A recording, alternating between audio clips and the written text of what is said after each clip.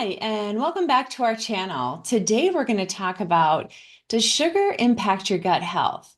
First, we'll run through what sugars are worse for your gut health, and follow it up by how does it really impact your gut? And then finally, we'll answer the questions of what can you do to keep your gut healthy and what sugars can you keep in? But before we dig into the topic, my name is Marcy Vasky, and I'm a functional licensed nutritionist with Oswald Digestive Clinic. And of course, at the clinic, we talk all day long about gut health. So I do talk a lot about sugar for sure, because it is impactful, and we're going to learn more about it today. I will link our website down below where you can easily make an initial appointment if you're interested in working with one of us. As well, I'm going to link our free guide, which is 5 ways to improve your gut health.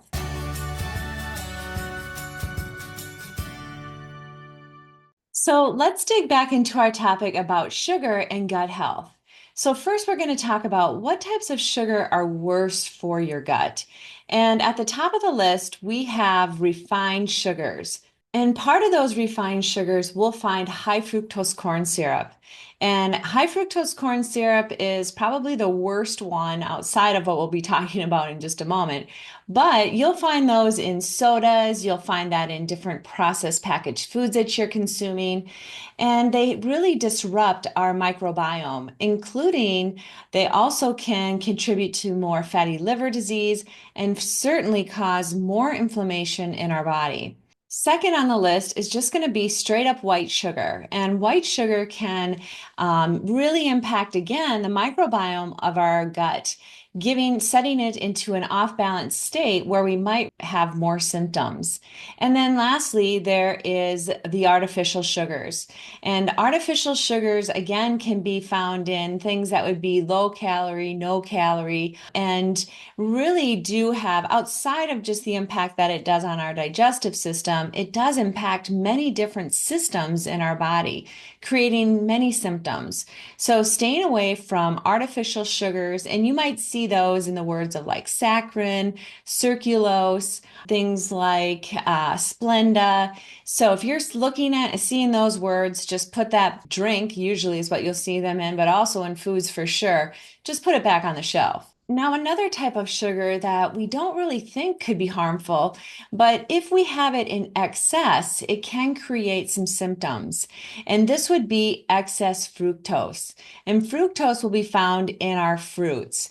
So if your diet is really high in apples, oranges, bananas, grapes, all sorts of fruits, you may experience more bloating and more gas. These sugars are hard to break down for the digestive system, and people with sensitive digestive systems can probably feel more symptoms.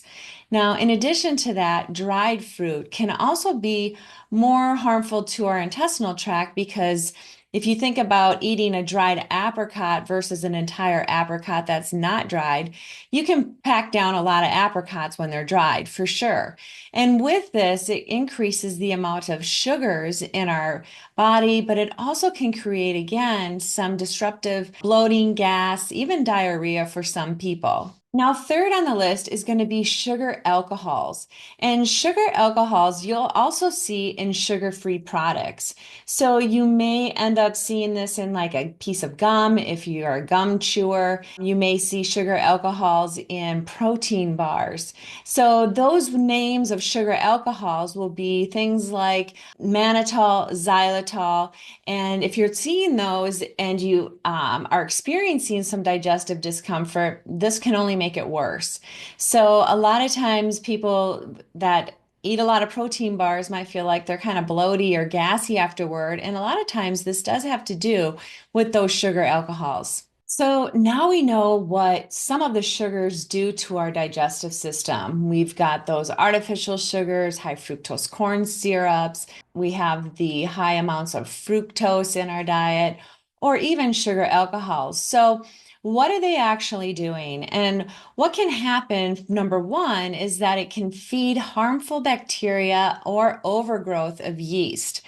Now, if we have a diet that's high in sugar, a lot of times our microbiome will be less diverse. And with that, we can have an overgrowth of candida. Candida is a yeast that does live in our digestive system and can easily get out of control. And when you eat a lot of sugar, those little yeast bugs will consume it all and give you a lot of symptoms, usually feeling like a lot of bloating, gas, maybe some constipation or diarrhea. But really, that bloating and gas is really what you're going to see first.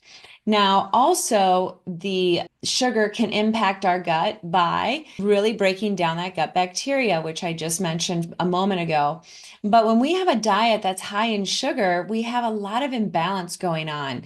So if we're not getting those fruits and vegetables and proteins and fats that we need, then we're not having a very good diverse microbiome. The more diverse our microbiome, usually the healthier our gut is. Sugar can also impair the integrity of our intestinal tract.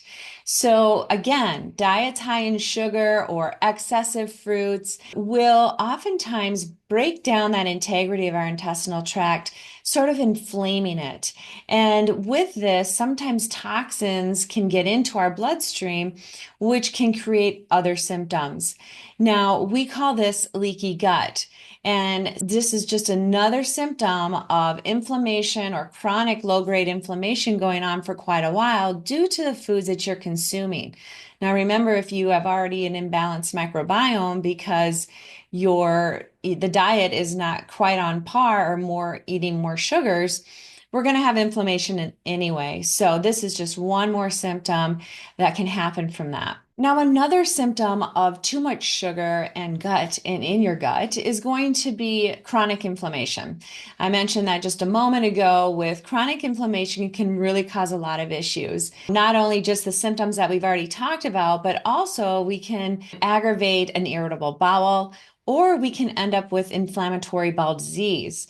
And none of these or either of them are what we want. So keeping those sugars low in the diet can support that microbiome and keep inflammation down. Now, another one that we want to talk about is the gut-brain axis. Now, with the gut-brain axis, what happens is that sugar really breaks down that gut bacteria. And we need good beneficial gut bacteria to make our neurotransmitters like serotonin and dopamine. So if we're not making enough of these neurotransmitters, we may end up with more mood issues, so anxiety or depression, or even higher sugar cravings. So now we know what sugars are harmful, what they actually do to our gut. But you may be thinking, well, do all sugars have the same effect?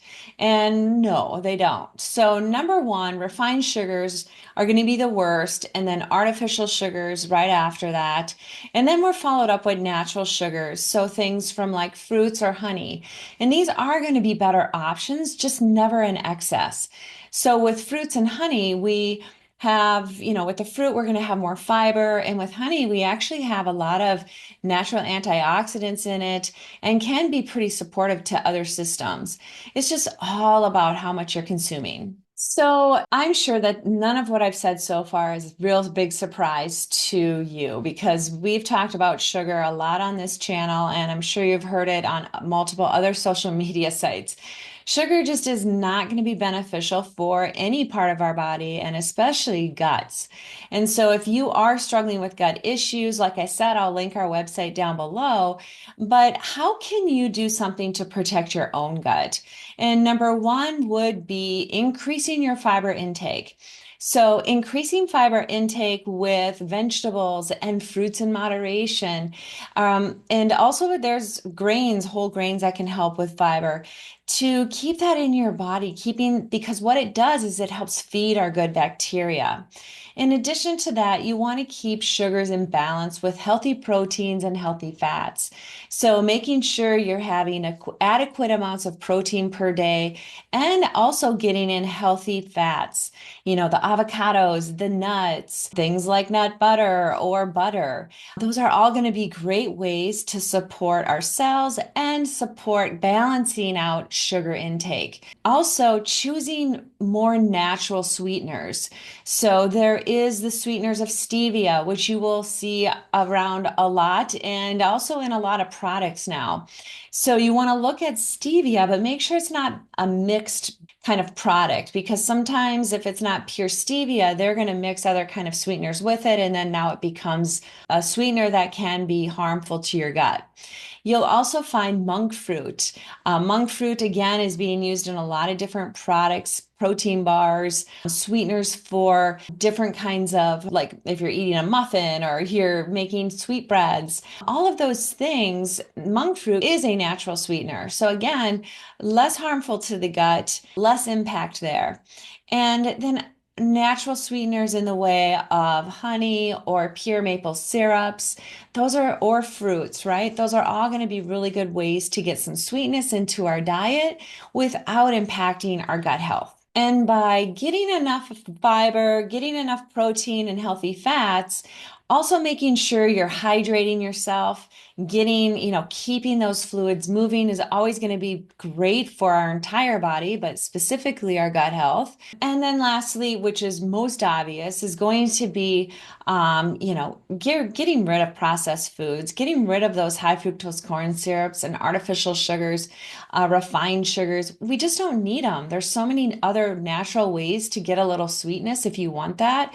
That's going to be so much more beneficial for your gut health. Now, you might be listening and thinking, yeah, well, I'm never not going to eat sugar again. And you may not. And I think that, just being really mindful about what sugars you are putting in, I think is the most important thing. And of course, how often.